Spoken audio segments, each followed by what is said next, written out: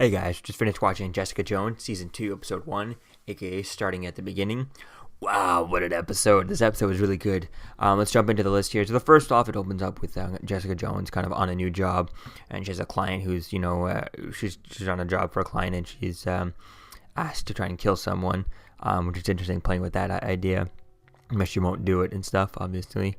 And then we see Trish is at a birthday party, which was interesting with that, because I was thinking, like, what's going on with her, I mean, I don't remember anything ending that badly where she has to go down to, she has to go solo, she has to do birthday parties as Patsy Walker, but then again, it's just to get the file from the security guard at the hospital stuff. And Trish is being followed. We obviously find out later on that it's Will Simpson stuff. It was clear that it was him the whole time. I mean, who else would it be, right?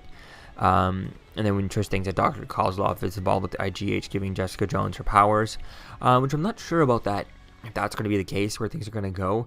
But it could have some sort of indication and maybe have some sort of knowledge into where things are going with that.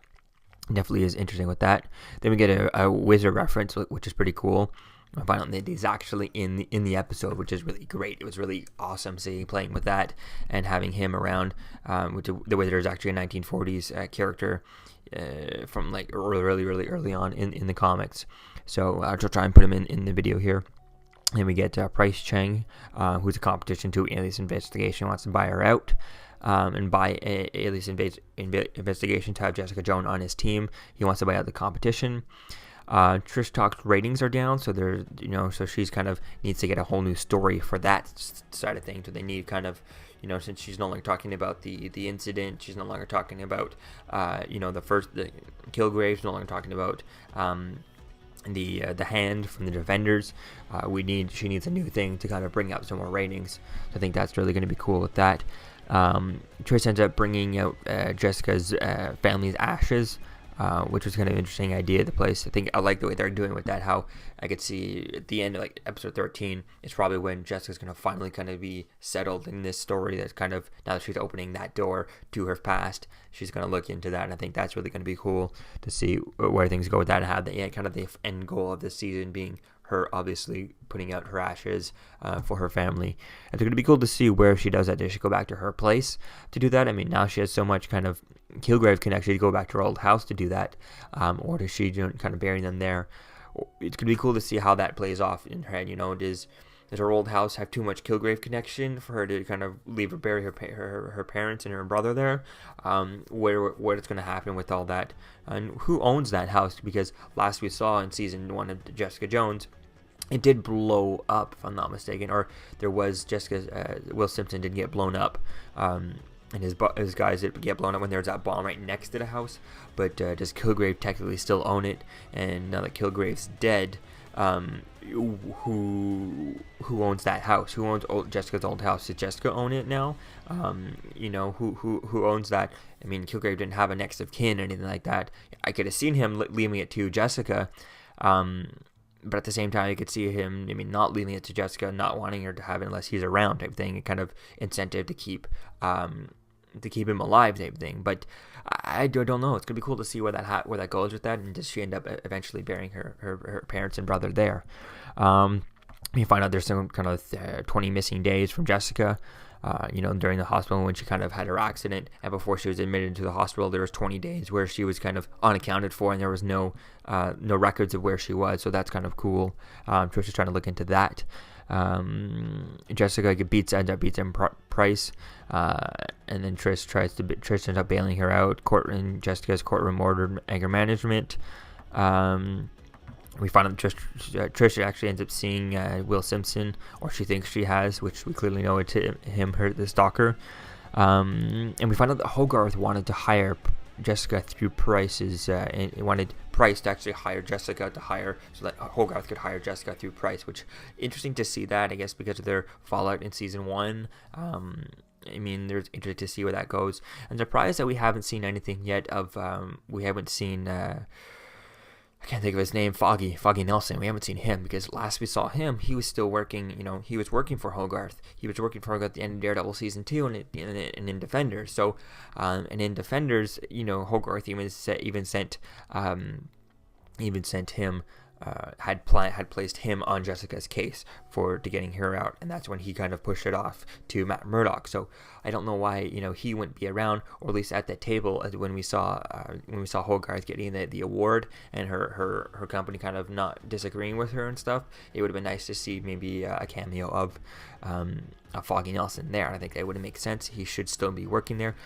I mean, he still thinks that Matt Murdock is dead. Now, maybe I'm forgetting stuff from Defenders, the way things ended with that, but if I'm not mistaken, he's still working for Hogarth Chow and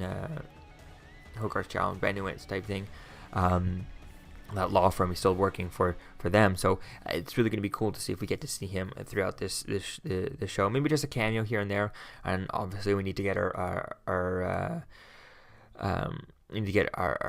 Rosario Dawson cameo, or I can't think of her name, but Claire Temple cameo. That would definitely be fun. And then we find out that the Wizard is real, which is pretty awesome. I really love having him here. That was really great cameo for the show. It was really cool. Although his special effects with the way he was running, comparing him to someone like the Flash TV show, it was a little wonky. Like, it was obvious that it was like sped up special effects, but because it was only one episode and he was only here for a little bit, they only did a little bit of stuff.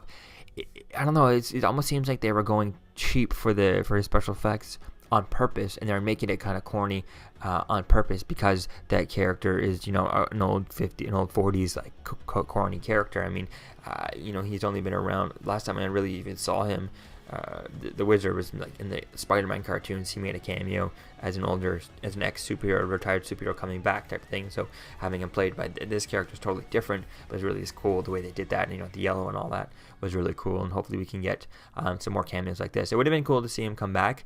But we'll have to wait and see where things go with that. And one of the actors in the fight between Jessica and Wizard gets destroyed and ends up being her brother. And the Wizard ends up dying right in front of Jessica, and we find out that, or it's implied that Hogarth, she goes to the doctors, and it's implied that she's kind of dying type thing. And then Jessica ends up finding IGH Labs after she starts looking into the Wizard's death.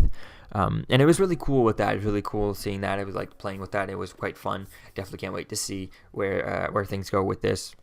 And I think it's really going to be fun. Obviously, there's setting up the whole kind of IGH and the and Wizard and all that. It is interesting, and then we get that flashbacks bits pieces where it looks like some sort of Deadpool type character. I mean, it looks all burnt up like Deadpool is when he takes off his mask.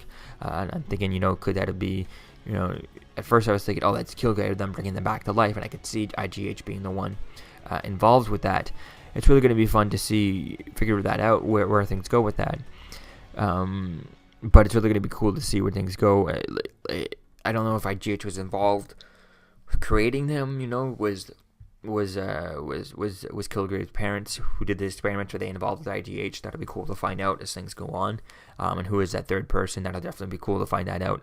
I don't know. So it's gonna be cool to see what that is. I mean, I'm assuming it is Kilgrave. But at the same time, it wasn't Kilgrave when she had that flashback. She was only like 15. So at that point, it wasn't Kilgrave. It could have been a version of Kilgrave. Because Kilgrave was alive when he was 15, but at that point, Kilgrave was probably just roaming the streets, just kind of doing his own stuff. He hadn't met Jessica just yet, so he's probably just kind of living life. A couple of years ago, I'm not sure how old Jessica's supposed to be right now, but when she was kind of 15, when the accident happened, it probably wasn't Kilgrave right at that point, and he was probably just busy doing other stuff. He hadn't met her yet. So it's really going to be cool to see what we find out who that guy is. I have a feeling maybe that burnt up guy maybe could be someone like Oscar, because we do get Oscar, teased in here. And Oscar's clearly going to be someone to going on throughout the show. It's going to be quite fun to see where things go with that and how who that could be. It's really going to be cool to see where that goes, and it's really going to be fun. So yeah, all in all, it was a great episode. Definitely can't wait to get into it, and I'm excited to get right back into this and watch season 2 and continue into episode 2. So let me know what you think, guys, about this episode in the comments below. Season 2, episode 1 of Jessica Jones, and I'll see you guys in the next video. Peace out. To talk to you about one of the most valuable traits a soldier or student can have. Subscribing. Sometimes subscribing is the key to victory. Sometimes it leads to very little, and it seems like it's not worth it. And you wonder why you waited so long for something so disappointing. How many more of these? Don't forget to like, comment, and subscribe, guys. Peace. It's over.